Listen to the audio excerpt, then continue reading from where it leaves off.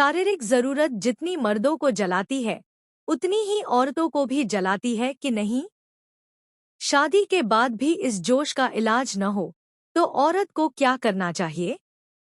Madam, मेरी शादी को 2 साल हो गए हैं पर अभी तक कुंवारी हूँ। मेरा पति संजय नामर्द है। आज तक उसने मुझे छुआ तक नहीं। मेरे भीतर का जोश लावा की तरह धधक रहा है। अगर यही सब मर्द के साथ होता तो अपनी जरूरत पूरी करने के लिए वह कहीं भी मुंह मारता कि नहीं? कौन इस तन की आग से बच पाया है? एक लड़की कितने सपने आंखों में भर कर शादी करती है, पति के प्यार को तरसती है, पर मेरे नसीब खोटे कि मुझे एक ऐसा पति मिला जो औरत की जिस्मानी जरूरत पूरी करने में नाकाम है। मैंने कहा, गीता, तू इस बिना पर अपने पति से तलाक ले सकती है और दूसरी शादी कर सकती है। गीता ने कहा, मैडम, हमारे समाज में एक बार लड़की जिस घर में ब्याह दी जाती है वहीं से उसकी अर्थी उठती है।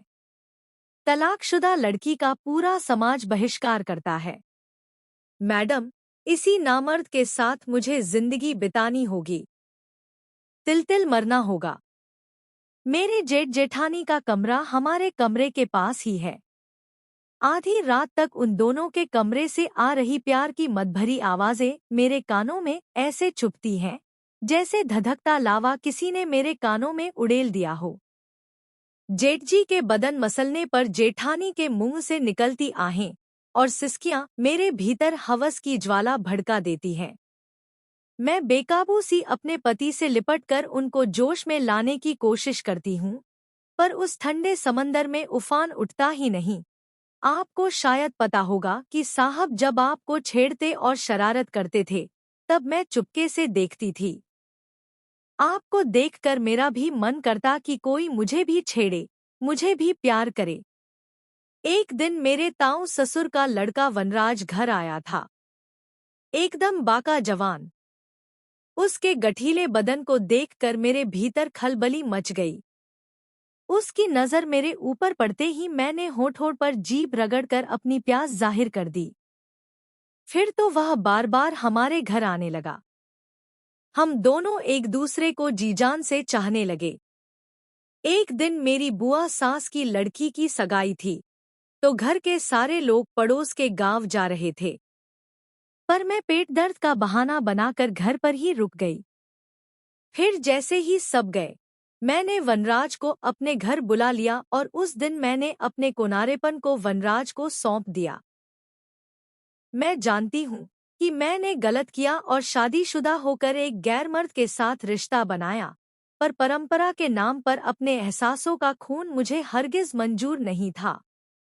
इस पूरे कांड में गलती सिर्फ मेरे पति संजय की थी, जिसने जानबूझकर मेरी जिंदगी खराब की। इसलिए मैंने अपनी आग बुझाने का जो रास्ता सही लगा वह अपनाया। उस दिन मैंने और वनराज ने जी भर कर एक दूसरे पर प्यार लुटाया। उसके बाद जब भी मौका मिलता, वनराज मेरी शारीरिक जरूरत पूरी कर देता।